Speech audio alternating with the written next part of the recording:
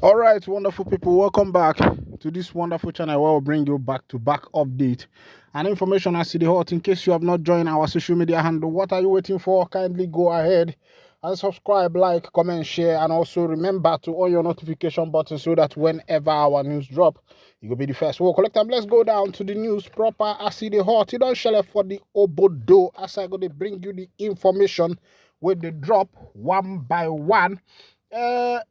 Get this organization, what do they call Huriwa? They don't talk say Mazi Nnamdi Kanu's detention is a moral burden on the federal government. Let's go down to the full detail of the information as I go to dish them out one by one.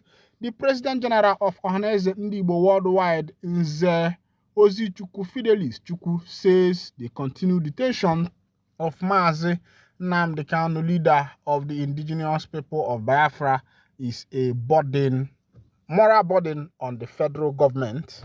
Kanu is being detained in the custody of the DSS over alleged terrorism.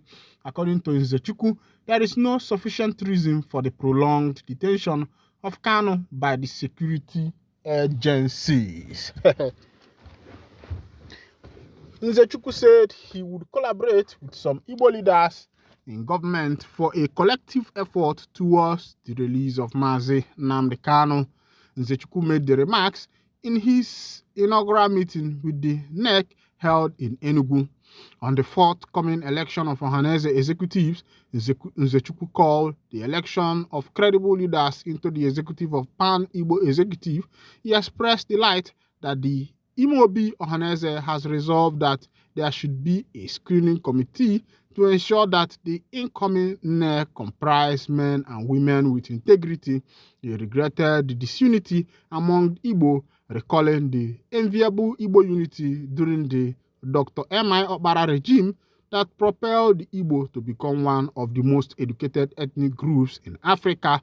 According to him, during the Okpara regime, almost all the schools, churches, markets, hospitals, and other social facilities were through the organized town union.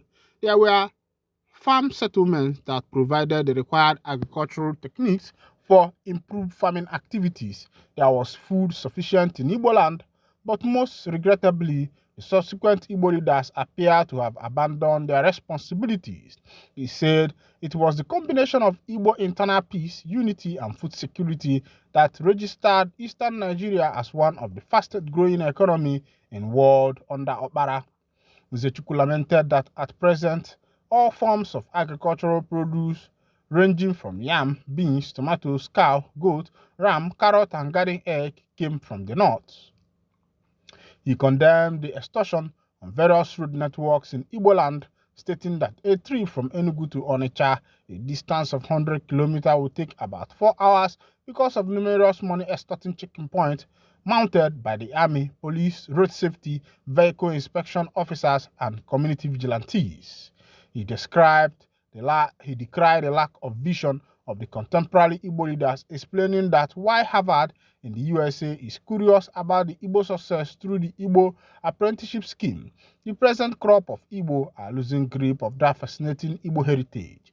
He attributed the restiveness among Igbo youth to be the direction of Igbo vital values and made a case for the prioritization of the empowerment of Igbo youth.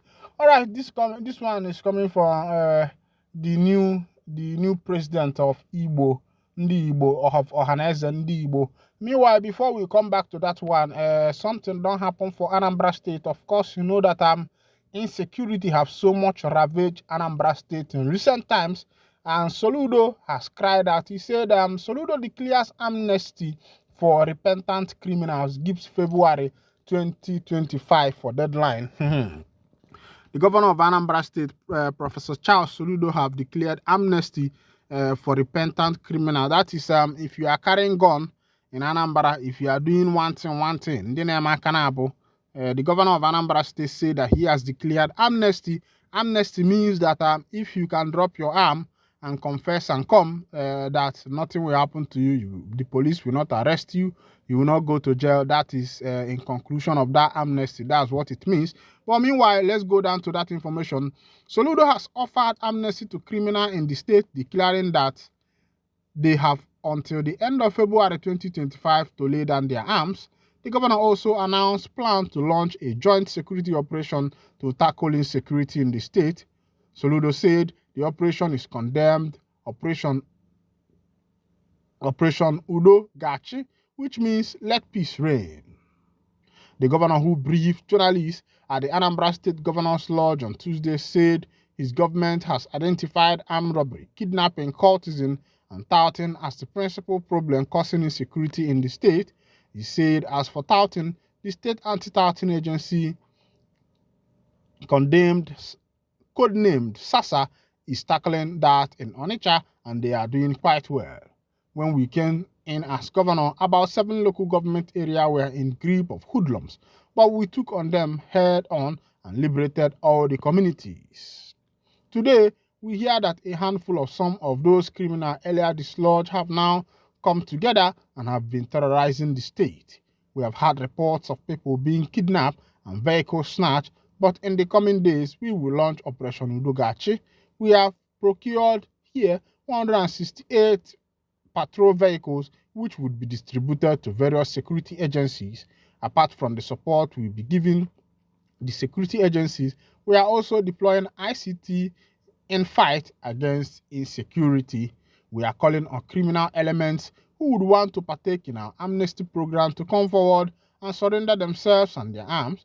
We are giving them from now to end of February to come and surrender, and we will be ready to help them start life afresh. Speaking on the continuous incarceration of the leader, Nnamdi Kanu, and the fact that many of the criminals hide under the cover of his detention to perpetrate crime, Soludo insisted that indications have shown that what is happening is organized criminal enterprise and has nothing to do with Kanu's detention.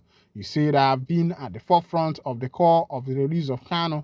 I even said that in the worst case scenario, I was ready to keep him here at the government house and produce him anything he needed.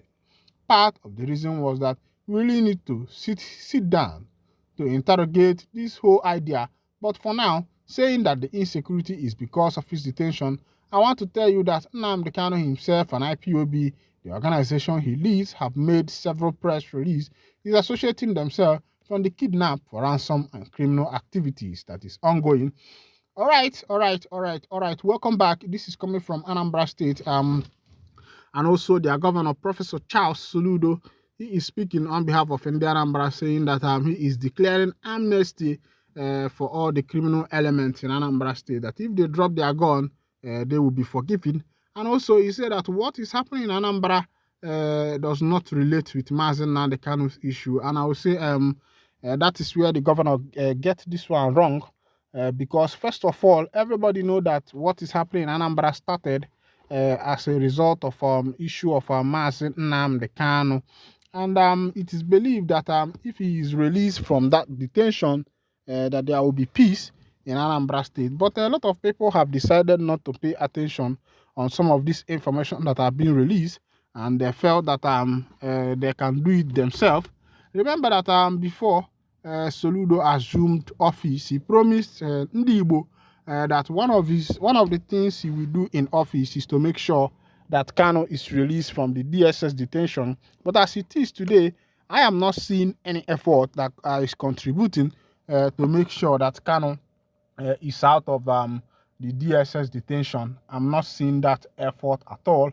I think that these politicians are just using Kanu as a clout, chasing that whenever they get what they want, you see them deviating from the promise they have already made.